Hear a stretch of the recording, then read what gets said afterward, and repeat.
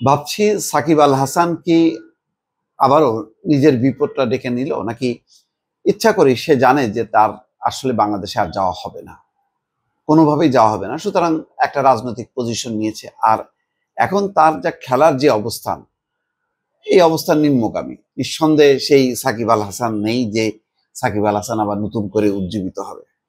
তারা সবই পড়তির দিকে। তারপরও আমি কালকে বলেছিলাম যে থাক, সাকিব আল হাসান নিয়ে এত বাড়াবাড়ি করার দরকার নেই। সাকিব আল হাসান অনেক, যেমন কৃতিত্ব আছে বাংলাদেশের ক্রিকেটকে একটা আন্তর্জাতিক পর্যায়ে নিয়ে আসার জন্য, আবার এত বেশি দুর্নাম আছে সেই শেয়ার জালিয়াতি, মানে যত না সে মানে মানি মেকার, মানে যত না বড় প্লেয়ার তার চেয়ে বড় বেশি মানি মেকার হয়ে গেছে। টাকার প্রতি লোভ লালসা, এবং সেই কারণেই তার মানে রাজনীতির প্রতি ঝোঁক। সর্বশেষ বিপত্তিটা বাড়াইছে গত রোববার। শেখ হাসিনার জন্মদিনে সে একটা ছবি দিয়ে, মানে নিজের ছবি পোস্ট করে বলছে যে শুভ জন্মদিন আপা।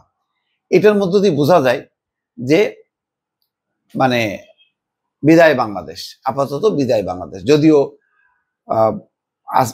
আসিফ মাহমুদ সজীব ভুঁইয়াকে উদ্দেশ্য করে বলছে যে তার কারণে আর বাংলাদেশে খেলা হচ্ছে না, আবার ফিরবে, ভালোবাসি বাংলাদেশে, এই সমস্ত কথাবার্তা লিখছে আর কি। তো যাক, এইসবের প্রেক্ষিতে অনেকটা ব্যক্তিগতভাবে বোধহয় ক্ষুব্ধ আসিফ মাহমুদ সজীব ভুঁইয়া। সেই কারণে বলছে যে বাংলাদেশের ক্রিকেটে সাকিব আল হাসান অধ্যায় শেষ। তাহলে লাল সবুজ জার্সিতে আর কখনো খেলতে দেখা যাবে না তাকে। না, সাকিব নিজে দেশের হয়ে আর না খেলার ঘোষণা দেননি, তবে তাকে আর বাংলাদেশে খেলতে দেওয়া হবে না। সাকিব নিজে ঘোষণা করেনি যে সে খেলবে না, কিন্তু তাকে খেলতে দেওয়া হবে না, এই সিদ্ধান্তের কথা জানায় দিছে ক্রীড়া উপদেষ্টা আসিফ মাহমুদ সজীব ভুঁইয়া।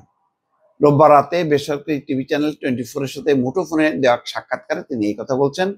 সাকিবের এক ফেসবুক পোস্টের জেরে আসিফের সঙ্গে দুদিন ধরে তার পাল্টাপাল্টি ভার্চুয়াল লড়াই চলছিল। সামাজিক যোগাযোগ মাধ্যমেও এ নিয়ে চলছে তীব্র বিতর্ক।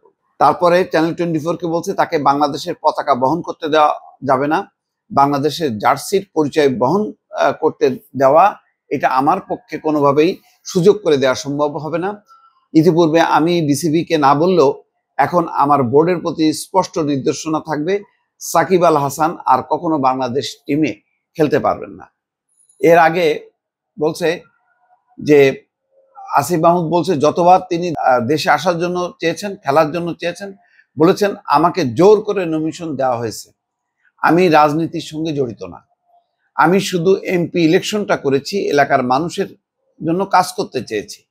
কিন্তু আসল সত্যটা তো হচ্ছে তিনি আসলে আওয়ামী লীগের রাজনীতির সঙ্গে আষ্টে পৃষ্ঠে জড়িত, যার প্রমাণ আমরা পেলাম ওই জন্মদিনের শুভেচ্ছা জানানোর মধ্য দিয়ে। মানে সাকিব আল হাসান আসলে এরকমই, তার কোনো সততা নেই, তার লোভ লালসা, এবং এখন দেখছেন যে আসলে বাংলাদেশে তো ফেরা সম্ভব না, সুতরাং আওয়ামী লীগ সাইডে যদি এখন নেই, ভবিষ্যতে যদি কখনো আওয়ামী লীগের কপাল খোলে তাহলে তার কপাল ভীষণভাবে খুলে যাবে, এই ধান্দায় সে একটা পজিশন নিয়ে ফেলছে। এবং আর এই কারণেই আসিফ মাহমুদ সজীব ভুঁইয়া এই অবস্থানটা নিয়েছে। তবে আসিফ মাহমুদ সজীব ভুঁইয়ার এই সিদ্ধান্তটা এককভাবে নেওয়া উচিত হয়নি। আমি আরো বলি, সাকিব আল হাসানের বিষয়টা অত্যন্ত রাজনৈতিক স্পর্শকাতর বিষয়, এটা সরকারের একটা সিদ্ধান্ত হলে সবচেয়ে ভালো হতো। দর্শক।